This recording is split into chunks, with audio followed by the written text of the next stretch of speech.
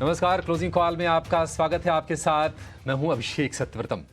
बाजार ने आज कमजोरी के साथ हफ्ते की शुरुआत की है और आज की कमजोरी में जो सबसे गौर करने वाली बात यह है वो ये कि सरकारी शेयर आज टूट रहे हैं। चौतरफा आज हम मुनाफा वसूली देख रहे हैं, चाहे वो डिफेंस वाले शेयर हों, चाहे वो इंश्योरेंस के हो, इंफ्रास्ट्रक्चर के हों या फिर रेलवे के हों, सारे के सारे शेयर टूट रहे हैं। और अगर हम इंडेक्स के मूड की बात करें तो कोई सुधार नहीं है पिछले 3-4 घंटे में। आप देखिए, इस वक्त 1900 से ज्यादा शेयर लाल निशान में कारोबार कर रहे हैं और उसके मुकाबले सिर्फ 450 शेयर ऐसे हैं जहां पर हरे निशान में कारोबार हो रहा है। लेकिन ये तमाम शेयरों की लिस्ट आपकी स्क्रीन पर, जहां पर 8%, 10%, 20% की भारी गिरावट हमें देखने को मिल रही है। सवाल यह है कि क्या सरकारी शेयरों में अगर आपको प्रॉफिट हो रहा हो तो एक बार के लिए निकल जाना चाहिए? क्या यह बेहतर रणनीति होगी? इसके जवाब जानेंगे। लेकिन आज बाजार में अगर कहीं से थोड़ी सी रिलीफ है तो वो है डिफेंसिव बाजार की, आईटी और pharma. Doctor Reddy's top gainer है, उसमें आप डिवीज लैब्स, अपोलो हॉस्पिटल को भी जोड़ लीजिए, ये टॉप गेनर्स की लिस्ट में शामिल हैं। इसके अलावा विप्रो, एचसीएल टेक, एल्टा इमेंट्री, ये तमाम शेयर आज तेजी के साथ कारोबार कर रहे हैं। इन्फोसिस में भी बढ़त है और ऑटो में एमएनएम और आयशर से आज थोड़ा सा सपोर्ट बाजार को मिल रहा है। अदरवाइज आप देखेंगे तो दूसरी साइड में एनर्जी, पावर, ये तमाम शेयर आज दबाव बनाने का काम कर रहे हैं और उसमें बैंकिंग शेयर भी शामिल हैं, क्या प्राइवेट क्या सरकारी। आज चौतरफा प्रेशर है। कोटक बैंक, इंडसइंड बैंक में 2.5% की गिरावट है, एसबीआई में भी 2% के आसपास की कमजोरी है। और अगर आप जो मिड कैप वाले सरकारी बैंक है उनकी लिस्ट देखेंगे तो आपको और ज्यादा अचंभा होगा, वहां पर तो गिरावट बहुत ज्यादा है और ये शेयर बहुत तेजी से चले भी थे। अब छोटे साइज के बैंक जो आईओबी हो गया या फिर उस टाइप के जो और भी दूसरे बैंक हैं, central bank, bank of Maharashtra, ये 8 से 10% के आसपास की भारी गिरावट के साथ कारोबार कर रहे हैं। तो अगले 1 घंटे के सत्र में क्या बाजार यहां से स्थिर होकर आगे की चाल दिखाएगा? क्या आपको एक कॉन्ट्राबेट लेना चाहिए लॉन्ग को लेकर निफ्टी में? निफ्टी बैंक में थोड़ा सुधार हम देख रहे हैं, 9-9.5 अंकों के आसपास की गिरावट थी, वो गिरावट रह गई है 750 अंकों की। इंडेक्स में आपको ट्रेड लेना है या नहीं लेना है, ये समझेंगे। आपके लिए बेहतरीन शेयरों में मौके कहां पर बन रहे हैं, ये भी जानेंगे अपने एक्सपर्ट को। चौतरफा गिरावट है, किसी एक पर्टिकुलर सेगमेंट में या फिर किसी एक सेक्टर में नहीं है, ब्रॉड बेस्ड है गिरावट आज की। करना क्या अविनाश जी, क्योंकि ये शेयर 2 गुने 3 गुने भी हुए हैं, चाहे रेलवे वाले हों या फिर पावर वाले। अभी क्या करना चाहिए लोगों को? जिनके पास है निवेशित रहें या फिर एक बार के लिए एग्जिट ले लें, फिर तो मौका दे देंगे ये। नहीं, बिल्कुल। पहले तो Abhishek, good afternoon to you. In fact देखिए, मुझे लग रहा है कि सरकारी कंपनियों में बिकवाली का प्रेशर इसलिए आ रहा है क्योंकि बहुत बड़ी मात्रा में ये चल चुके थे। मेरे ख्याल से आप रेलवेज, डिफेंस या दूसरे यूटिलिटीज की बात करें, पावर जनरेशन की बात करें, तो अक्रॉस द बोर्ड यहाँ पे तेजी हो चुकी है। तो कहीं ना कहीं मुझे लग रहा है कि देखिए, थोड़ा सा ओवर वैल्यूएशन और थोड़ा सा ओवर क्राउडेड ट्रेड यहाँ पे बना था। तो कहीं ना कहीं आज जो आप देख रहे हैं वो है, ये ऐसा ही है कि मुनाफा वसूली हो रही है। जिन्होंने पहले शेयर लिए हैं वो शायद थोड़ा सा प्रॉफिट बुक करें, बट ऐसा मानना बराबर नहीं होगा कि आने वाले से 1.5-2 साल में परफॉर्मेंस में कोई ढीलापन आने वाला है। अगर हम रेलवे के रिलेटेड स्टॉक्स देखें, अगर हम डिफेंस देखें, यूटिलिटीज देखें, पावर जनरेशन देखें, तो मुझे लग रहा है कि देखिए, रनवे फॉर ग्रोथ काफी स्ट्रांग है। लेकिन वैल्यूएशंस थोड़ी सी महंगी हो गई थी, तो थोड़ा सा प्रॉफिट बुकिंग से अगर ये स्टॉक्स वापस हेल्दी लेवल्स पे आते हैं तो मेरे ख्याल से डेफिनेटली आगे का जो ग्रोथ रहेगा वो काफी अच्छा रहेगा। लेकिन जिन्होंने पहले खरीदा है, थोड़ा सा प्रॉफिट बुकिंग अगर होता है तो वो एक हेल्दी चीज मानी जाती है मार्केट के लिए। तो ऐसा कोई घबराहट या पैनिक का सेल ऑफ नहीं है कि सब कुछ खत्म हो चुका है, अभी आगे ग्रोथ नहीं आएगा। तो मुझे लग रहा है कि इस सेल ऑफ को आप पैनिक सेल ऑफ मत मान के चलिए। और जिनको लंबी अवधि के लिए 1.5-2 साल का नजरिया लेना है, मेरे ख्याल से देखिए अभी भी मौके हैं। अगर आपको अच्छा डिफेंस का या रेलवे का शेयर सस्ते वैल्यूएशन पे मिलता है, जो मुझे लगता है कि अभी थोड़ा-सा और समय आपको वेट करना पड़े, तो उसके बाद ये डेफिनिटली खरीदने लायक भी है। तो I would say that this is a healthy correction but most wanted, क्योंकि जभी भी करेक्शन होता है वो मार्केट्स में थोड़ा-सा एक हेल्दी कंसोलिडेटेड लेवल पे एक बेस बनाता है और उसके बाद और री-रेटिंग के लिए जगह बनती है। तो आई वुड से दैट जिनको 1.5-2 साल का नज़रिया लेना है, खरीदने का मौका ज़रूर है, लेकिन टाइम फ्रेम थोड़ा लंबा रखिए। और जिनके पास है वो थोड़ा-सा प्रॉफिट बुक कर ले, क्योंकि कैश फ्लो तभी बनेगा, उसके बाद ही आपको शेयर मार्केट से फायदा होगा। क्योंकि बहुत लोग बेचने के समय गलती करते हैं, तो थोड़ा-सा बेचना कोई प्रॉब्लम नहीं है। बट हाँ, जिनको फ्रेश खरीदारी करनी है, एसआईपी के मोड पे थोड़ा-थोड़ा खरीद लीजिए, क्योंकि ग्रोथ मोमेंटम अभी भी पीएसयू स्टॉक्स में मुझे नहीं लगता है खत्म हो चुका है। अगर आप बैंक्स देखें, रेलवे देखें, पावर स्टॉक्स देखें, डिफेंस देखें, तो बहुत ग्रोथ अभी भी आना बाकी। जी। तो जिसको खरीदना है, नई खरीद करनी है, तो उनके लिए मौका बन सकता है। जिनके पास है, चाहे तो थोड़ा सा निकल भी सकते हैं। दोनों ही ऑप्शन है। डिपेंड ये करता है कि आप किस कैटेगरी वाले निवेशक हैं, नए लेने वाले या फिर आपके पास हिट है 20% से ज्यादा की शेयर 18% नीचे है। श्रीकांत जी, आप मदद कीजिए, एनएचपीसी में करना क्या है? अगर किसी के पास है, स्टॉप लॉस कहां पे लगाना है? या गुड आफ्टरनून। तो देखिए, मुझे लग रहा है कि एनएचपीसी में नो डाउट कि हमने काफी बड़ा सेल ऑफ देखा है और 115 से अभी 80 रुपए के करीब आ चुका है। लेकिन अगर आप इसके ऑफर फॉर सेल के प्राइस को अगर आप देखते हो कि जब इसने एक बार in the month of January एक ऑफर फॉर सेल लाया था और वो तकरीबन 70-75 रुपए के करीब ही था, तो मुझे लगता है कि अभी ये सपोर्ट के करीब आ चुका है। तो रिजल्ट के पहले यानी कि ये गिर चुका है स्टॉक, शायद थोड़ा-सा रिएक्शन हम और देख सकते हैं, लेकिन अगर लंबी अवधि का नज़रिया है तो मुझे लगता है कि ये लेवल्स काफ़ी अट्रैक्टिव है और इन लेवल से हमें वापस एक बाउंस बैक मिल सकता है।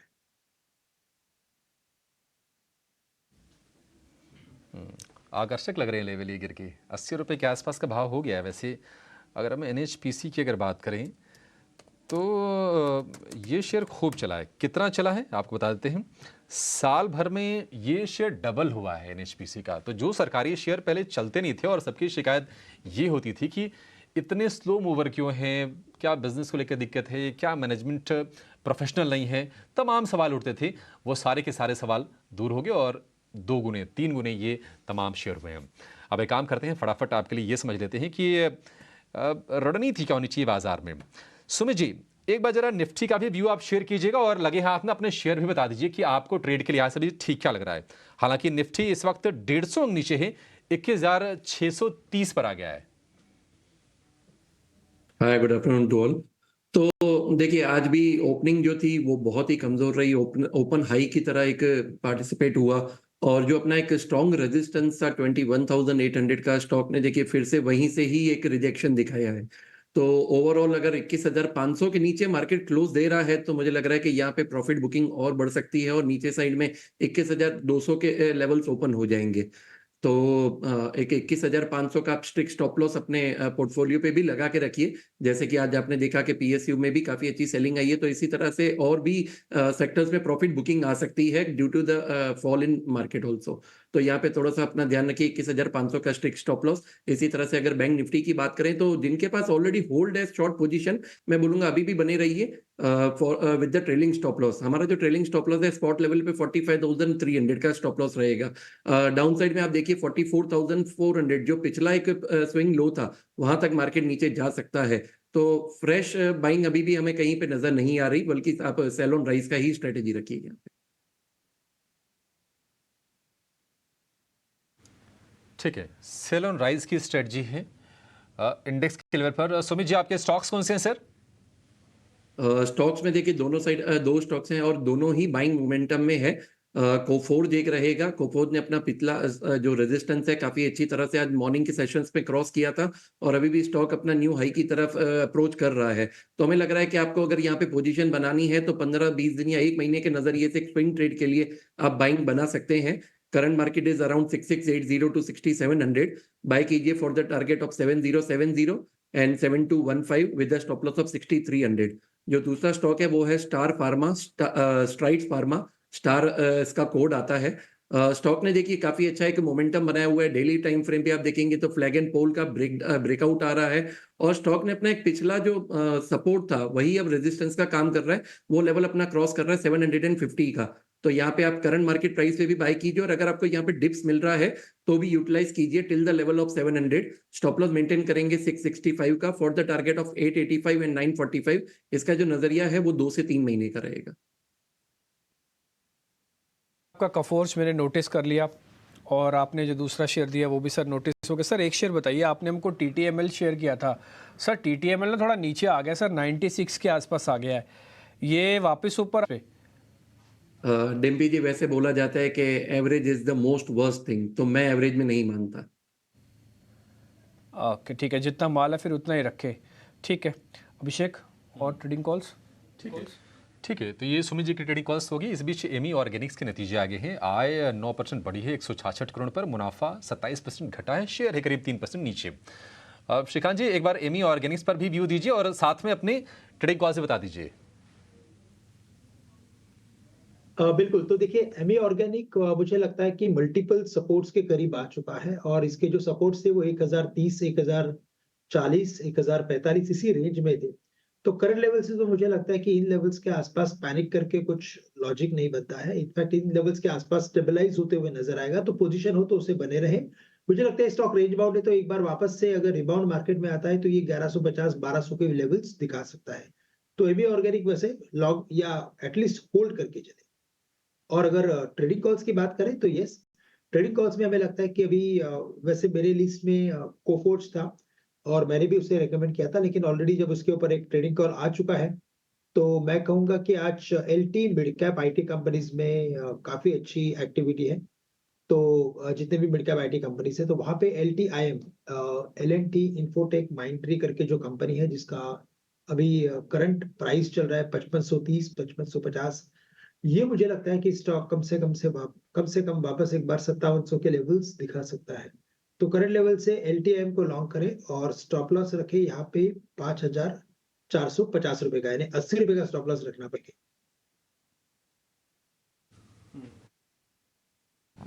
बिल्कुल हो गया सर। 560 के टारगेट के लिए 600 रुपये का एक स्टॉप लॉस आप दे रहे हैं। कफोर्ज आपकी तरफ से एक प्लस कॉल है ऑलरेडी, अभी थोड़ी देर पहले सर ने भी आपको कफोर्ज दिया, सुमित मूलचंदानी ने भी, और ये भी 7000 तक का टारगेट है। आईटी को लेकर बुलिश है, लेकिन आईटी नॉन आईटी जो है ना वो उसको लेकर अभी भी बुलिश नहीं है ज़्यादातर लोग, मैंने ये देखा है। और आज के मार्केट के फॉल के बाद थोड़ा कन्विक्शन और भी डाउन हुआ है। एक काम करते हैं, छोटा सा ब्रेक ले लेते हैं। ब्रेक के बाद ना अविनाश सर से उनके कन्विक्शन, हाई कन्विक्शन वाला शेयर उनसे ही पता करेंगे। वो बहुत सारी रिपोर्ट्स देखते हैं। अविनाश सर सैटरडे की भी छुट्टी नहीं लेते, वैसे मैं जानकारी के लिए आपको बता दूं, वो सैटरडे को कहीं ना कहीं आपको मिलेंगे, किसी न किसी कंपनी की जो भी प्रेजेंटेशन वगैरह चल रही होगी वहाँ से बढ़िया बढ़िया जानकारी उनके पास होती है। छोटे से ब्रेक के बाद वो कन्विक्शन वाला ट्रेड। तो मार्केट्स के अंदर दबाव तो खैर बना हुआ है और ये दबाव आपको 850 पॉइंट का इस समय निफ्टी पर दिख रहा होगा, और कुछ बैंक निफ्टी भी कुछ ऐसे ही आपको ट्रेड करता हुआ दिख रहा है। तो बैंक निफ्टी डेज लो पे है, निफ्टी के अंदर भी प्रेशर है। अलग अलग स्टॉक्स आपको हम बता रहे हैं, और दो अब तक शेयर्स मैंने अच्छे से नोट कर लिए। कफोर्स दोनों एक्सपर्ट्स की हमारी रिकमेंडेशन है। इसके अलावा एक शॉर्ट करने की रिकमेंडेशन जो श्रीकांत की तरफ से है वो हिंडाल्को है। टीटीएमएल पे अगर आप फिर भी फंसे हो या आपके पास हो पहले से ही, तो हमने ये बात तो सुमित जी से पता कर ली है। वो कह रहे हैं कि 88 का एक स्टॉप लॉस लगा के रखो इसमें आप, और ये वापस 100 और 102 के रेट भी आ सकते हैं। मैं फिर से बोलूँगा, शेयर्स कम लीजिए, जो लीजिए अच्छा लीजिए, और अगर आप इसमें बैठे हैं तो अच्छे से सिट टाइट होके बैठिए। कई बार मार्केट शेक करता है और आपको बाहर निकाल देगा अगर आप इस शेक में अच्छे से टाइट होके नहीं बैठे तो। अविनाश सर, आपको मेरे को एक हाई कन्विक्शन वाला ट्रेड बताना है। आपके पास बहुत सारे शेयर्स रहते हैं, रिसेंटली आपने काफ़ी सारी अटेंड भी की होंगी कॉल्स वगैरह। अगर कहीं से कोई नया शेयर भी है तो वो भी आप बता सकते हैं सर, अगर आप पुराना नहीं बताना चाहते तो। नहीं, बिल्कुल। देखिए डिम्पी, मेरे पास 2 शेयर है जो अभी भी हम क्लाइंटों को हमारे सजेस्ट कर रहे हैं, क्योंकि हमको लगता है कि देखिए बाजार में ऊपर नीचे करेक्शन तो आते रहेंगे, लेकिन ये ऐसी कंपनी है जहाँ पे अर्निंग्स ग्रोथ और जो बिजनेस पोजीशनिंग है बहुत स्ट्रांग है। और एक कंपनी जो है वो आईएमएफएल स्पेस और अभी एथेनॉल में एंटर कर रही है। कंपनी का नाम है एसोसिएटेड अल्कोहल्स। देखिए ये कंपनी की खासियत है कि पिछले 5 साल में मैं बैलेंस शीट देख रहा था, इनका बैलेंस शीट पे कर्जा बहुत ही वेल कंट्रोल्ड है। अभी एक्सपेंशन के लिए 80-90 करोड़ रेज किया है, लेकिन अभी भी इनके पास फुल 100% कमीशन हो जाएगी। और एथेनॉल का जो रेवेन्यू स्ट्रीम है वो आपको FY 24-25 में देखने को मिलेगा। पिछले साल 700 करोड़ पे 42 करोड़ का मुनाफा किया था। इस साल 9 महीने में ऑलरेडी कंपनी ने करीबन 42 ऑलमोस्ट 38 करोड़ का प्रॉफिट किया है। तो हमारा मानना है कि मोटा-मोटी इस साल कम से कम 50 करोड़ का रेवेन्यू आएगा, लेकिन FY 25 के लिए हमको लग रहा है कि करीबन 65 करोड़ का प्रॉफिट आफ्टर टैक्स आने की उम्मीद है। अर्निंग पर शेयर की बात करें तो FY 24 के लिए 27-28 रुपए की अर्निंग आएगी, जो करीबन 34-35 रुपया FY 25 के लिए आएगी। बहुत ही अंडर वैल्यूड स्टॉक है। सबसे बड़ी बात, मार्केट शायद इसको इग्नोर कर रहा है क्योंकि लिक्विडिटी कम है, 18 करोड़ की इक्विटी है। लेकिन काफी मैं समझता हूँ कि ऐसे स्टॉक्स में जहाँ पे लिक्विडिटी थोड़ी सी लिमिटेड है लेकिन फंडामेंटल स्ट्रांग है, यहाँ पे एक अच्छा रिस्क रिवॉर्ड बैठ सकता है। करीबन 550 का टारगेट प्राइस हमको लगता है यहाँ पे पॉसिबल लग रहा है। तो ये ऐसे मार्केट में आपको जरूर खरीदना चाहिए, क्योंकि मार्केट्स को जैसे ही भनक लगेगी कि एथेनॉल का कंट्रीब्यूशन रेवेन्यू में आ रहा है, इस अच्छी रीरेटिंग होने की पॉसिबिलिटी है। और दूसरा शेयर जो अभी आपने स्क्रीन पे दिखाया वो आईआरसीटीसी है। देखिए ये एक मोनोपोली बिजनेस है। रेलवे स्टॉक्स में बहुत भारी बिकवाली हो चुकी है, लेकिन मेरा मानना है कि अगले 2 साल के लिए रेलवे जिस प्रकार से पैसा खर्चा कर रही है, पैसेंजर कार का भी जो क्वालिटी ऑफ ट्रैवल जो है वो गवर्नमेंट बहुत अच्छी तरह से फोकस करे। और जो रेलवे मिनिस्टर है मिस्टर जो उन्होंने कहा है कि बहुत अच्छी तरह से सर्विस क्वालिटी, इंफ्रास्ट्रक्चर क्वालिटी वो इम्प्रूव करेंगे। आईआरसीटीसी ने पिछले साल 3,500 करोड़ के रेवेन्यू पे 1,000 करोड़ का प्रॉफिट कमाया। उनका इंटरनेट टिकटिंग बिजनेस तो मार्केट में मोनोपोली एंजॉय करता ही है। तो ये बिजनेस चलता रहेगा, इसमें कोई फर्क नहीं पड़ने वाला। और मुझे लगता है कि अगले 2 साल में अगर हम देखें FY 25 और 26 तो करीबन 2,500 से 3,000 करोड़ का प्रॉफिट पॉसिबल लग रहा है। बिजनेस समझ में आने लगा। दूसरा पॉइंट, एसोसिएट एल्कोहल्स नाम की एक कंपनी है, सर ने ऑलरेडी आपको बता दिया एथेनॉल वाली खबर का रीजंस, और ये 550 तक हो सकता है। दोनों शेयर नोट कर लो, दोनों फंडा वाले शेयर हैं, दोनों बढ़िया शेयर है, अविनाश सर की गारंटी है इस पे, आप इसका फायदा उठाइएगा जरूर। छोटा सा ब्रेक ले लेते हैं, ब्रेक के बाद अवनी भट्ट हमारे साथ होंगी, उनकी ऑप्शंस के ट्रेड को भी बिल्कुल मिस नहीं करना आपको। छोटे से ब्रेक के बाद लौट। हमें स्टॉक ऐसा ढूंढना है कि जिसमें काफी ओपन इंटरेस्ट बिल्डअप, ऑप्शंस का डेटा देख के हमें जो स्टॉक निकाला है वो है वोल्टास। तो वोल्टास में आज फ्यूचर में 5% का ओपन इंटरेस्ट एडिशन दिख रहा है और 1100 की कॉल में भी काफी अनवाइंडिंग दिख रही है। तो हमारा मानना है कि और ये 4 दिन के लगातार करेक्शन के बाद में फ्राइडे को इसने क्लोज दिया था अपने शॉर्ट टर्म मूविंग एवरेज के ऊपर, जो कि 1037 पे था, और आज भी फ्राइडे का हाई ये स्टॉक क्रॉस कर चुका है। अभी फिलहाल थोड़ा सा नीचे आया है, बट उम्मीद है कि ये 1100 तक बहुत ही शॉर्ट टर्म के अंदर चला जाएगा स्टॉक। तो हम इसमें ATM कॉल 1080 की कॉल में खरीदारी करेंगे। अभी 27 का रेट चल रहा है, इसमें 28 रुपए तक आप खरीदारी कर सकते हैं, निवेश कर सकते हैं। इसका टारगेट रहेगा 42 रुपए का और स्टॉप लॉस रहेगा 20 रुपए का। टारगेट पे आपका अधिकतम मुनाफा होगा 8,400 रुपए का, और अधिकतम नुकसान जो है 4,800 पे सीमित रहेगा। बढ़िया कॉल है आपकी, प्लेन वेनिला कॉल है, कोई हेज नहीं करना, कुछ नहीं करना, शेयर भी ठीक चल रहा है, एट द मनी कॉल है, जहाँ पे खड़े हो वहीं की कॉल प्लस करनी है 1080 पे, 28 रुपये में मिल जाएगी, 42 रुपये ऑलमोस्ट डबल हो जाएगी ये कॉल। अब इसका फ़ायदा उठाइएगा, 20 रुपये का एक स्टॉप लॉस लगा लीजिए। अगर आप ये कॉल 28 रुपये में ले रहे हैं तो आपको 8,500 तक का प्रॉफिट आएगा। शेयर अपनी स्ट्रेंथ खुद ही बता रहा है।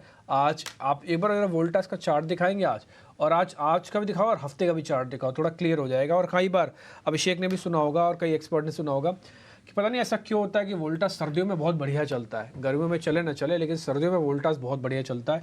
दिल्ली में जाती हुई सर्दी है, एक आपको ऑप्शंस का ट्रेड आपको दिलवा के जाएगी। मार्केट्स के डेज लो पे खड़े होने पर ये डेज हाई पे खड़ा है और 24 रुपये का गेन इसने हफ्ते भर में भी आपको दिया है। अवनी बहुत शुक्रिया, थैंक यू वेरी मच ये बढ़िया ऑप्शंस बताने के लिए। अभिषेक, देखिए बाजार में कई सारे ऐसे शेयर टूट रहे हैं जहां पर नतीजे थोड़े से कमज़ोर आए थे। आप MCX को देखिए, करीब 8-9% नीचे है। भारत फोर्ज के नतीजे आए और भारत फोर्ज में अचानक से एक फॉल आया और करीब 15% ये शेयर टूट गया है। दरअसल एक्सपोर्ट ग्रोथ और वॉल्यूम पर दबाव दिखा, इसके चलते ये शेयर टूट रहा है और मैनेजमेंट ने आगे सुस्त ग्रोथ की आशंका जताई भी है। भारत फोर्ज एक बार श्रीकांत जी बताइए, करना क्या है इसमें? बिल्कुल, तो देखिए भारत फोर्ज में आज का फॉल वैसे देखा जाए तो काफी इंटरेस्टिंग है, क्योंकि इतना बड़ा फॉल एक्सपेक्टेड नहीं था based on it's technical pattern. और साथ ही साथ इसने इंपॉर्टेंट सभी लेवल्स को तोड़ दिया है, 1250, 1200 और उसके साथ साथ 1180 के एक स्विंग लो को भी तोड़ा है। तो ये इंडिकेट करता है कि ये स्टॉक शायद आने वाले दिनों में और भी अंडर परफॉर्मेंस देते हुए एक बार 1050 या 1020 के लेवल्स भी दिखा सकता है, जो इसके नेक्स्ट इंपॉर्टेंट सपोर्ट लेवल्स है। तो करंट लेवल से तो मैं कहूंगा कि यहाँ से अगर कोई भी रिबाउंड अगर मिलता है, जो भी माइनर रिबाउंड मिला उसमें आप पोजीशन को एग्जिट करने की सोचिए, क्योंकि हमें लगता है कि स्टॉक में और भी गिरावट आएगी। और अगर रिबाउंड आता है तो मुझे लगता है कि 1150 या 1160 के करीब मैक्सिमम आ सकता है। तो उन लेवल्स के करीब आपके पोजीशंस को आपको बिल्कुल कम करना है। ठीक है, एग्जिट ऑन राइज 1150 के आसपास जाए, 1160 की रेंज में जाए तो वहां से आपको निकलने की कोशिश करनी चाहिए, क्योंकि 1050, 1020 अब ये यहां से सपोर्ट लेवल बनेंगे भारत फोर्ज के लिए।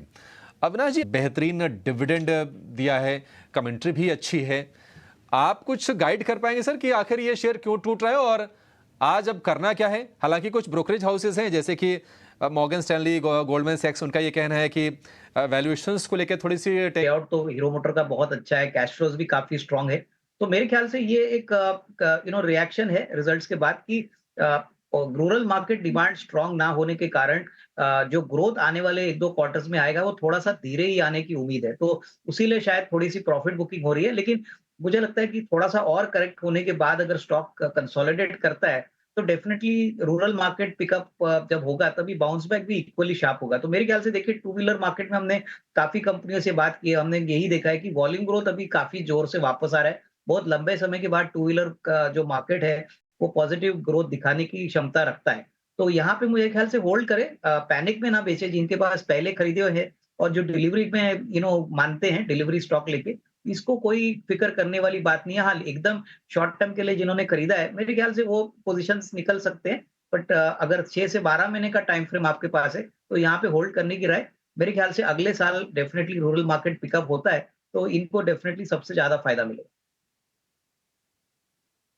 मुझे पर बिल्कुल ही ये क्रिस्टल क्लियर सभी के लिए नजरिया। सीमे के नतीजे आपकी स्क्रीन पर, आय डबल हुई है, मुनाफा में कंपनी आई है घाटे के मुकाबले, 2 करोड़ रुपए का घाटा था, 55 करोड़ रुपए का मुनाफा है। एबिडा यानी कि कामकाजी मुनाफा, इस फ्रंट पर भी नतीजे बहुत अच्छे, शेयर है 5% ऊपर, इस पर व्यू लेंगे। लेकिन पहले ये समझ लेते हैं कि डीलिंग रूम का मूड आज कैसा है और कौन सी खबर गर्म है। खास सेगमेंट लेकर शरद हमारे साथ जुड़ गए हैं।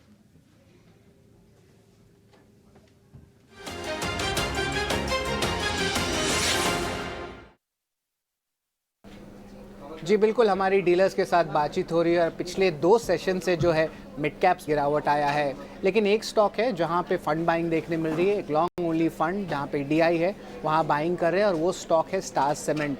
बात करें तो वॉल्यूम्स की लगभग 13 टाइम्स 20 डे एवरेज की वॉल्यूम्स आ रही है और बिगेस्ट इंटरडे जंप 2 महीने में स्टॉक में देखने मिली है। ऑलरेडी डीआई जो इन्वेस्टेड है कंपनी में वो इंक्लूड करते हैं एसबीआई म्यूचुअल फंड जहां पे लगभग 6% स्टेक उनका होल्डिंग है और हाल ही में कंपनी ने तीसरी तिमाही के नतीजे लाए वो जो थे अनुमान से बेहतर थे। इसके अलावा चैनल चेक्स बता रहे कि जो क्लिंकर और ग्राइंडिंग कैपेसिटी है, जो एडिशनल एक्सपेंशन होने वाली है कंपनी की, वो चौथे तिमाही से ऑपरेशनल हो जाएगा और प्लांट इंसेंटिव और कॉस्ट ऑप्टिमाइजेशन से एबिडा पर टन पे भी एक पॉजिटिव मोमेंटम आगे जाते हुए देखने मिल सकता है। इसके अलावा चैनल चेक्स ये भी कह रहे हैं कि जो सीमेंट डिमांड है नॉर्थ और नॉर्थ ईस्टर्न मार्केट्स, ये दोनों मार्केट्स में भी जो है स्टेबल डिमांड देखने मिल रही है और ओवरऑल जो कंपनी की वॉल्यूम ग्रोथ का एस्टिमेशन है वो लगभग 9 से लेकर 11% तक रहेगा विद साल 2024 के लिए। तो वॉल्यूम जबरदस्त है। स्टार सीमेंट में 8% के आसपास की तेजी है। आपके रडार पर यह शेयर जरूर होना चाहिए। खबर गर्म है ये खास सेगमेंट। लेकिन बासफ जो कि केमिकल कंपनी है उसके नतीजे भी आपकी स्क्रीन पर। मुनाफा हालांकि 65% घटा है, ईयर ऑन ईयर 140 करोड़ रुपए हो गया है। हालांकि शेयर में तेजी देख रहे हैं 4% के आसपास की। आय में भी 68% के आसपास की कमी है। तो बासफ भी चेक करेंगे। सीमेक के भी नंबर्स आए थे, उसको भी जरा चेक कर लेते हैं। श्रीकांत जी फटाफट आप सीमेक पर भी व्यू दीजिए और बासफ पर भी एक व्यू शेयर कीजिए। बिल्कुल, तो देखिए अगर बासफ की बात करें तो यहाँ पे मुझे लगता है कि मोमेंटम और भी स्ट्रांग हो सकता है और ये राउंडिंग बॉटम फॉर्मेशन बना रहा है, तो मुझे लगता है कि इवेंचुअली ये स्टॉक 3900 से लेकर 4000 के लेवल्स दिखा सकता है। तो यहाँ पे अगर कोई लॉन्ग पोजीशन है तो उसे कंटिन्यू कीजिए। और जो सीमेक के ऊपर बात हो रही थी, मुझे लगता है कि यहाँ पे भी फॉर्मेशन काफी स्ट्रांग है। इनफैक्ट काफी स्ट्रांग रिकवरी इस पर्टिकुलर स्टॉक में बनी है। तो ये स्टॉक यहाँ से हमें लगता है कि आने वाले कुछ हफ्तों में 1450 के लेवल्स दिखा सकता है। तो करंट लेवल से अगर कोई भी लॉन्ग पोजीशन है तो उसे होल्ड रखें और अगर कोई स्टॉप लॉस रखना है तो मुझे लगता है कि स्टॉप लॉस 1100 के करीब का होना जरूरी है। ये दोनों शेयरों पर व्यू। सुमित जी, एक बार ना एमआरएफ को आप चेक कीजिए। वायदा बाजार का दूसरा सबसे ज्यादा चढ़ने वाला शेयर है और ये तब है जबकि बाजार का मूड उतना कंस्ट्रक्टिव नहीं है, उतना पॉजिटिव नहीं है। 5% ऊपर ये शेयर है, भारी भरकम हैवी वेट है, 1,43,000 रुपए का इसका भाव है। तो एमआरएफ आपके आजकल लगातार चर्चा में रहती है। मतलब बड़े बड़े मूव पहले हम देखते नहीं थे। पहले 1% 1.5% एमआरएफ जैसे शेयर के लिए बहुत होता था। 5% ऊपर ये एक दिन में करीब करीब 6-7 हजार। डिम्पी, ये सवाल मेरे लिए? हाँ सर, आपके लिए है। सॉरी। ओके, तो बिल्कुल काफी अच्छा रिकवरी बना है और इनफैक्ट अगर पिछले, मुझे लगता है कि तकरीबन एक आध साल से ये स्टॉक इसी रेंज के अंदर ट्रेड कर रहा है, 1740 के नीचे नहीं जा रहा है और 2020-2050 के करीब मल्टीपल टाइम रेजिस्टेंस ले रहा है। तो काफी अच्छी रिकवरी है, लेकिन मुझे लगता है कि वापस से एक बार चार्जर 2000 आपको के जल्दी करीब करो। इसमें बुकिंग बनेगी और जब तक ये स्टॉक 2050 के ऊपर कंफर्टेबली क्लोज नहीं देता, तब तक मुझे लगता है कि रेंज बाउंड का सिलसिला चलो जारी लाइट बंद कर रहेगा। दो चाल से। तो करंट लेवल से अगर कोई भी करेक्शन अगर आता है, तो बिल्कुल खरीदा जा सकता है, लेकिन इन लेवल्स के आसपास मुझे लगता है कि हमें बेचने का मौका देखना चाहिए। चलो कर दो चाल से। वर्धना मदरसन्स के नंबर एक बार आ गया। विनाश सर, मैं जरा आपसे पता करना चाह रहा हूँ, जो इसका मार्जिन्स है वो करीब 8.25% आया है, 7% से बढ़कर 7.5%। ये मैं सब नंबर आपको वाई बता रहा हूँ। नीचे भी आप चेक करना वाई और आपको क्वार्टर ऑन क्वार्टर बाकायदा हम ब्रैकेट में लिख देते हैं Q1 वाई। तो जो नंबर्स मैं आपके सामने रख रहा हूँ ये सब वाई है। इसके अलावा कंपनी का जो प्रॉफिट आया है करीब आया 540 करोड़, ये 450 करोड़ से बढ़कर है। ये हमने लिखा हुआ है 19.5% का गेन है। ये एबिट मार्जिन जिसको हम ऑपरेशनल प्रॉफिट कहते हैं वो करीब 50% बढ़कर आया है। सर नंबर्स मेरे पास इसका प्रीव्यू नहीं है तो मैं ये बता नहीं पाऊंगा कि अच्छे नंबर्स हैं बुरे हैं, लेकिन प्राइमा फेसी देख के ऐसा लग रहा है कि कोई खास बड़ी दिक्कत तो नहीं आ रही है नंबर्स में। ग्रोथ हर जगह पर ही है, लेकिन शेयर का रिएक्शन नेगेटिव है, 5% नीचे है। सर एक बार जरा आपने अगर असेस किया तो जरा देख के बताएंगे नंबर्स को कैसे रीड करें। नहीं डिप्टी, देखिए on the face of it आपने सही कहा कि कामकाजी मुनाफा ऑलमोस्ट 50% बढ़ा है, इबिटा मार्जिन में भी बढ़त हो चुकी है, रेवेन्यू भी करीबन 20% बढ़ा है। तो कहीं ना कहीं मुझे लगता है कि मार्केट्स को शायद अभी इमीडिएटली पूरी रिजल्ट्स इन्होंने एनालाइज नहीं किया है, क्योंकि 20% के टॉप लाइन ग्रोथ पे अगर 50% इबिटा बढ़ता है तो डेफिनेटली हम इसको अच्छा माने। मेरे ख्याल से इस कंपनी का कॉन कॉल शायद आज या कल में होगा, तो उसके बाद हमको थोड़ी सी और क्लैरिटी मैनेजमेंट से मिलेगी।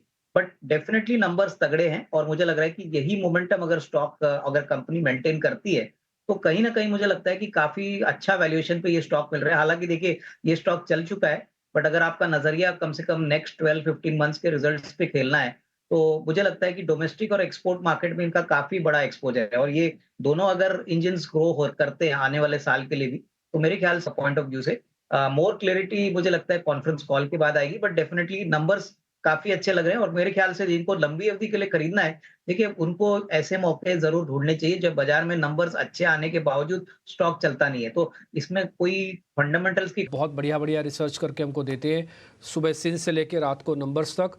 पहले आशीषा और आपका शरद बहुत शुक्रिया, आपने अच्छे से हमको एक कंपाइल करके दिए इस बार के नंबर्स। 15 तारीख को नंबर्स ख़त्म हो जाएंगे तो मैं पहले ही आपको दोनों को थैंक यू कर देता हूँ। शरद आपसे ज़रा शुरू करते हैं, ये ज़रा लास्ट में बताइए आयशर के नंबर कैसे आ रहे हैं, ज़रा इसके बारे में भी आइडिया दीजिए। जी बिल्कुल, आयशर मोटर्स की बात करें तो हमने सीक्वेंशियल नंबर्स को चेक किया। यहाँ पे रेवेन्यू थोड़े म्यूटेड रह सकते हैं, लगभग 2% का गिरावट आ सकता है। मार्जिन सपाट रहने का उम्मीद है, लगभग 26% का आंकड़ा रहेगा। और पैट की बात करें तो 5% की गिरावट सीक्वेंशियली देखने मिल सकती है। अब इंपॉर्टेंट बात यह रहेगा जो रॉयल एनफील्ड है उनके वॉल्यूम्स की अगर बात करें तो सीक्वेंशियली थोड़ी गिरावट आएगी, ऑलमोस्ट 0.5%।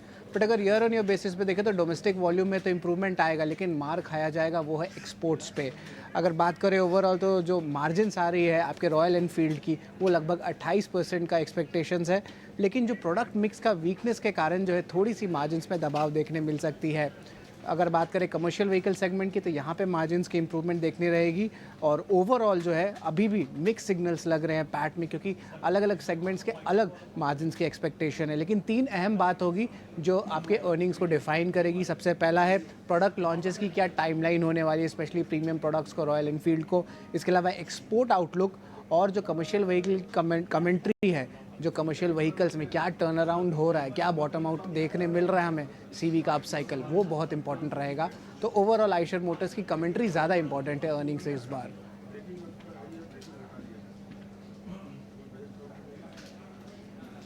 तो ये कुछ अनुमान हमने आपके सामने रखे हैं। एक काम करते हैं, जरा आयशर के बारे में फटाफट से एक टेक्निकल व्यू ले लेते हैं। श्रीकांत एक बार जरा आयशर चेक करेंगे, मार्जिन्स अबीटा थोड़ा प्रेशर में इस बार आ रहा है, आप जरा बताइए शेयर भी प्रेशर में है क्या पहले रिजल्ट से पहले?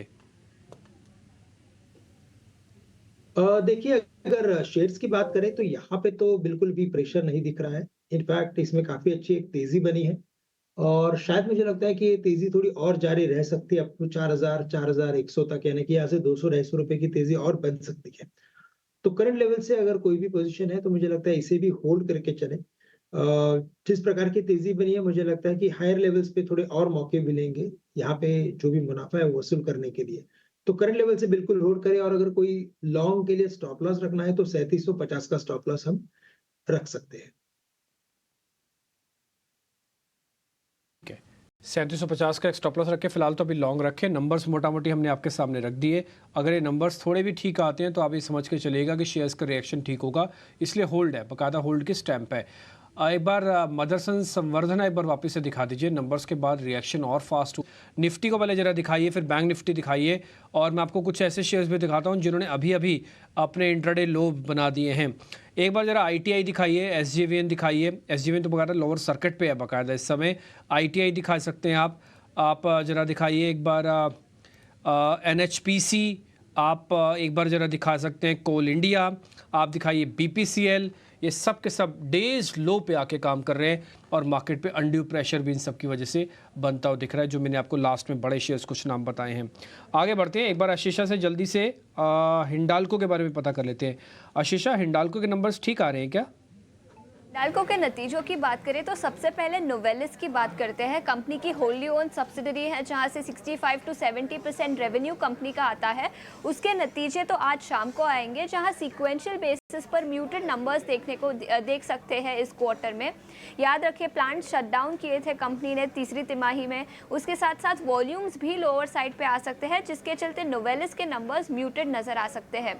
इसके अलावा स्टैंडअलोन नंबर्स की भी बात करते हैं तो यहाँ एबिडा में जंप देखने को मिल सकता है सीक्वेंशियल बेसिस पर। एबिडा मार्जिन्स की बात करें तो वो भी 9.7% पे आ सकते हैं वर्सेस 8.5% जो कंपनी ने प्रीवियस क्वार्टर में रिपोर्ट किया था।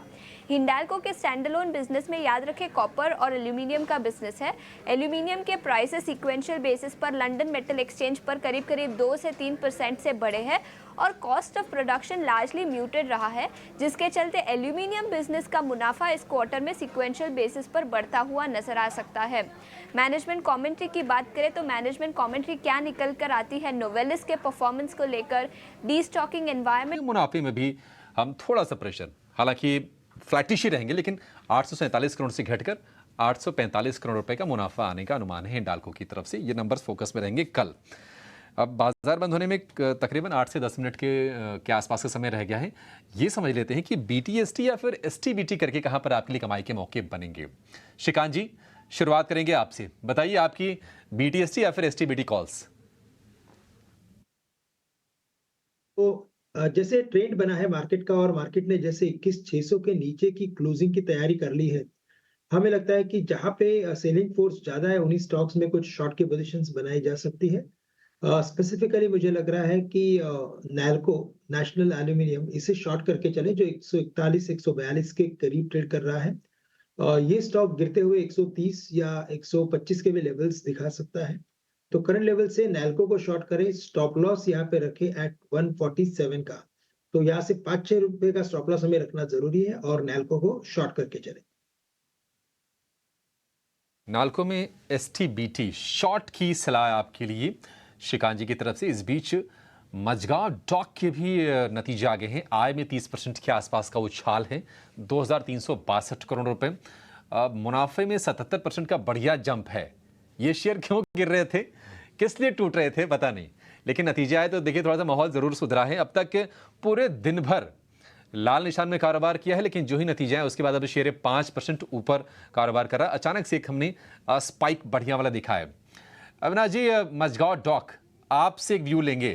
तमाम जो डिफेंस वाले शेयर हैं आज कमजोरी दिखा रहे हैं, कोचिन शिपयार्ड हो, मजगांव डॉक हो, HAL हो, मिधानी हो, जो भी हो, क्या सलाह होगी आपकी इस पर? नहीं, मेरे ख्याल से देखिए मजगांव डॉक के जो अभी नंबर्स आ गए अभिषेक, बहुत ही तगड़े नंबर्स है और मुझे पता है कि जब कॉन्फ्रेंस कॉल होगा तो कमेंट्री भी मैनेजमेंट्स की काफी स्ट्रांग रहेगी। इस कंपनी के पास करीबन 2 साल का ऑर्डर बुक है, तो आगे की भी रेवेन्यू विजिबिलिटी बहुत स्ट्रांग रहेगी। और जिस प्रकार से मेक इन इंडिया का प्रोग्राम गवर्नमेंट ने किया है, मुझे लगता है कि अगले 2-3 साल के लिए ये जो डिफेंस का जो थीम है वो बहुत ही अच्छी तरह से चलेगा। तो कहीं ना कहीं मुझे लगता है कि इवन करंट लेवल्स पे अगर किसी को 1.5-2 साल का नजरिया लेना है तो मार्केट में ऐसे शेयर होते हैं जो आपके पोर्टफोलियो में जरूर होना चाहिए। हालांकि देखिए ये स्टॉक बहुत तेजी से बढ़ा है, बट मुझे नहीं लगता है इसमें कोई इमीडिएट नियर टर्म में कोई बड़ा करेक्शन आएगा। नंबर्स अच्छे हैं, कमेंट्री अगर अच्छी आती है तो और भी थोड़ा सा नियर टर्म में आपको तेजी देखने को मिलेगी। तो यहाँ पे इन्वेस्टेड रहे, कोई रीजनेबली अच्छा करेक्शन आता है तो ही खरीदने का मौका रहेगा। लेकिन यहाँ पे मुझे लगता है कि अगले 1.5-2 साल कंपनी के लिए और भी बेहतरीन रहेंगे। आपको इन्वेस्टेड ऐसे स्टॉक्स में लंबे समय के लिए रहना चाहिए। आज अगर आप देखेंगे तो इसने 210 की हाई लगाया, उसका शेयर फिसल गया, 7% नीचे है। येस बैंक करीब 10% नीचे है, प्रॉफिट बुकिंग कराता हुआ शेयर। पेटीएम आज दिन भर में ऊपर था, लेकिन पेटीएम अभी अभी वो भी लाल निशान में निकल आया है। तो आपको क्या करना है ना, आपको थोड़ा स्पेसिफिक होने की ज़रूरत है। और मैं कई बार बोल चुका हूँ कि book the profit leave the market वाले कंसेप्ट पे जाओ। 180 से 205 210 तक चला हुआ जी एंटरटेनमेंट है, book the profit leave the market कर दो आप। खैर एनी हाउ, सुमित सर कोई BTST STBT है कि आपकी तरफ से कोई भी शेयर दे सकते हो, एक दोगे तो ज़्यादा अच्छा है।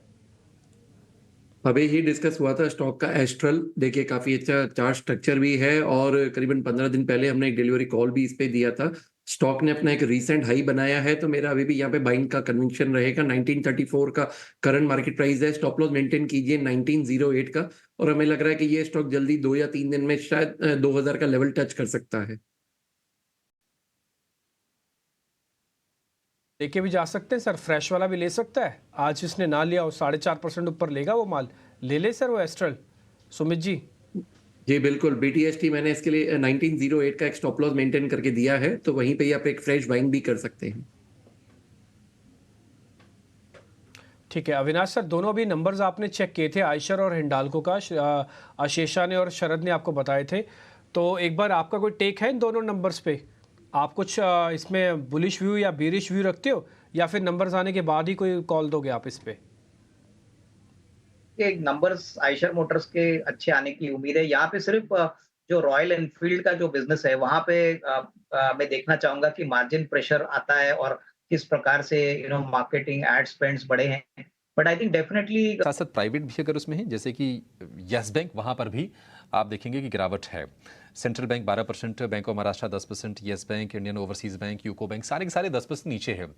श्रीकांत जी, एक ज़रा व्यू शेयर कीजिएगा, भले ये ट्रेडिंग कॉल्स ना हो, कि इतनी गिरावट के बाद आपका मन क्या कर रहा है? आप कोई आपसे पूछे तो आप उसको क्या सलाह देंगे, लेने के लिए, या फिर यहाँ से फर्दर आप स्लाइड देख रहे हैं अभी?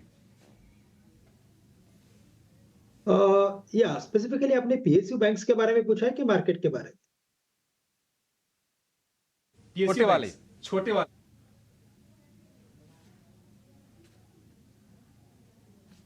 Shrikant ji, mid cap PSUs। जी हाँ, जी मिड जी। Cap PSUs, okay okay. नहीं तो देखिए, मिड कैप PSUs में बिल्कुल हमें लगता है कि सिलेक्टिव रहना काफी जरूरी है, क्योंकि यहाँ का जो मोमेंटम है वो अभी भी काफी बरकरार है। नो डाउट कि काफी बड़ा रनअप हमने देखा था, तो बड़ा सेल ऑफ कभी भी आ सकता था। वो कब आएगा वो बोलना मुश्किल था, लेकिन अभी ऑलमोस्ट आ चुका है। तो जैसे कि हिंदुस्तान कॉपर है, और देखिए सबसे इंपॉर्टेंट बात क्या हो रही है कि यहाँ पे जो जैसे इनके नंबर्स आ रहे हैं, क्वार्टरली नंबर्स, वो क्वार्टरली नंबर्स के पहले इन सब में रिएक्शन आ रहा है, क्योंकि इनका जो रनअप हो गया था और जो नंबर एक्सपेक्टेड थे उसमें एक हमेशा एक ऐसा लग रहा था कि ये नंबर्स के काफी बियॉन्ड चल चुके हैं स्टॉक्स। तो नंबर्स के आसपास इनमें करेक्शन आ रहा है। मुझे लगता है कि जैसे नंबर्स हर एक कंपनी के आते जाएंगे, उस पर्टिकुलर कंपनी में एक रिवर्सल मोमेंटम बनेगा। जैसे भी मैंने बात की थी NHPC, मुझे लगता है ये प्राइस से NHPC लिया जा सकता है। और साथ ही साथ मुझे लगता है कि हिंदुस्तान कॉपर्स के भी अगर नंबर आते हैं तो 237, 200 में भी 30 के करीब इसे भी लॉन्ग किया जा सकता है। तो मिड कैप PSUs में आप सिलेक्टिव रहिए, हर एक सेक्टर में से, यानी कि जैसे डिफेंस है या तो मे बी बैंक है, इसमें से एक एक PSU आपके पास होना काफी जरूरी है, क्योंकि आने वाला जो वापस रिबाउंड एटलीस्ट हमें अगर देखने मिला तो उस रिबाउंड में भी हमें इनमें ही मोमेंटम देखने मिलेगा। ठीक है, ठीक है। इस बीच मार्केट बंद होने को है बिल्कुल, और ज़्यादा ट्रेड लेने नहीं चाहिए और ट्रेड कम कर दीजिए। हमारे एक व्यूअर हैं जिनका नाम है पंकज KS के नाम से है। उन्होंने अभी भी लिखा है कि book the loss leave the market. मैं हमेशा कहता हूँ book the profit leave the market. अगर बुक द लॉस हो रहा है ना बॉस, तो उस लॉस को थोड़ा और छोटा करो आप।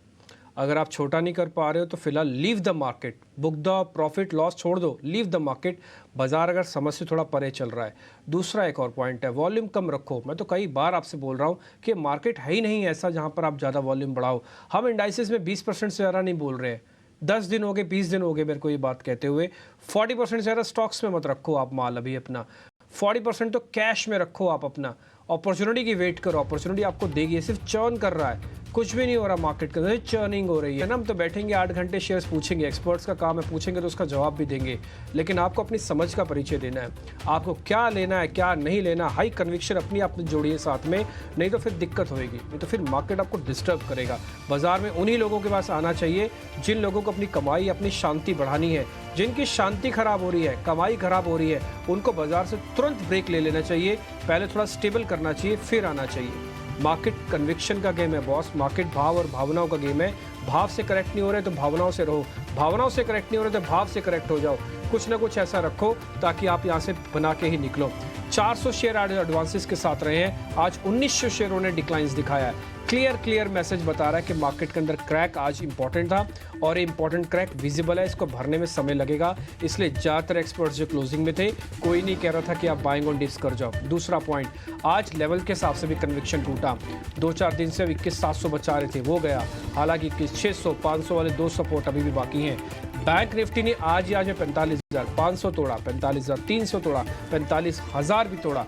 एक दिन के अंदर 3 स्टॉप लॉसेस खाता है या 3 सपोर्ट्स ब्रेक करता है तो चिंता की बात है। हालांकि आज की गिरावट के बाद बैंक निफ्टी का पीसीआर कम हो जाएगा, इसका मतलब वैल्यूएबल एसेट हो जाएगा। हो सकता है कल फिर से चले बाजार, इसको ही शेक कहते हैं। तो थोड़ा सा आप ट्रेड कीजिए, आराम से कीजिए, शांति से कीजिए, कम सौदों के साथ ट्रेड कीजिए। और बहुत बहुत शुक्रिया आज के मेहमानों का कार्यक्रम में जुड़ने के लिए। सुमित सर बहुत शुक्रिया, श्रीकांत जी थैंक यू वेरी मच, आज आपने टाइम निकाला। अविनाश सर आपका बहुत शुक्रिया, थैंक यू वेरी मच, आज आपने समय निकाला। अभिषेक और मेरे को तो आप इजाज़त दे सकते हैं, मनीष जी को हम अपने साथ कनेक्ट कर लेते हैं। मनीष जी कल की तैयारी करवानी है और थोड़ा आपको अच्छे से करवानी होगी क्योंकि मार्केट अपने सपोर्ट्स को ब्रेक कर रहा है आज। कहाँ सपोर्ट को ब्रेक किया डिम्पी?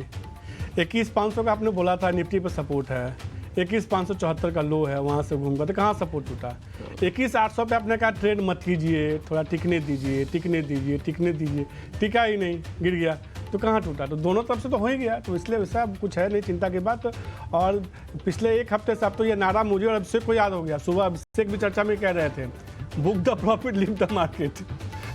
सुबह अभिषेक जब टॉस कर रहे थे book the profit leave the market, तो वो नारा आपका तो सुपर हिट हो चुका है और वही कमोबेश होता हुआ दिख रहा है। नहीं मनीष जी वो जरूरी है। मैं आपको देखो आज एक एग्जांपल बताता हूँ, सिर्फ एक एग्जांपल लूंगा 30 सेकंड्स में क्लियर करने के लिए। आप परसों का बैंक निफ्टी याद करिए, 800 पॉइंट टूटा था। उसके बाद का बैंक निफ्टी याद कीजिए, 650 पॉइंट बढ़ा था। आज का बैंक निफ्टी चेक करो, फिर से 800 पॉइंट टूट गया। तो आपको क्या है, अगर आप पिछले 3 दिन से खड़े हो ना, वहीं के वहीं खड़े हो, तो आपके पास जब भी पैसे आए ना, बुक द प्रॉफिट कर जाओ, उसको लीव द मार्केट, उस समय छोड़ दो। आपको बड़ा पैसा इस समय नहीं बनेगा मार्केट में। मार्केट चर्न कर रहा है और करेगा, अभी और करेगा चर्निंग। तो अभी तो चर्निंग शुरू ही नहीं है बॉस। 16.5 के विक्स पे आप कैसे उम्मीद कर सकते हो कि आप शांति से बैठे रहोगे और एक तरफा हो जाएगा बाजार? कभी नहीं होगा। टिप्पी कल मैं सैम बहादुर देख रहा था और जब मैं देख रहा था ना तो मुझे आपकी छवि याद आ रही थी, एक फौजी की। 1 मिनट में आप 30 सेकंड दिए, मैं आपको बताता हूँ और मैं खुला बोलता हूँ। और यही कमोबेश आपने किया भी। अच्छी बात यह है कि हमारे तमाम दर्शकों को, जो इटर्नल स्वदेश के दर्शक हैं, उनको जो है ना नुकसान होने से आपने बचाया। और अब आपके जो बैटन है ना, कहते हैं कि रिले रेस, उसको मैं आगे लेके जाऊंगा और ब्रेक के बाद जब दर्शकों के साथ जुड़ूंगा तो उनको बताऊंगा कि उनके पोर्टफोलियो में जो शेयर है उस पर अब उनको क्या करना चाहिए, बेचना चाहिए, रखना चाहिए या नई खरीदारी करनी चाहिए। छोटे से ब्रेक के बाद चर्चा होगी कल की तैयारी में ये सब कुछ।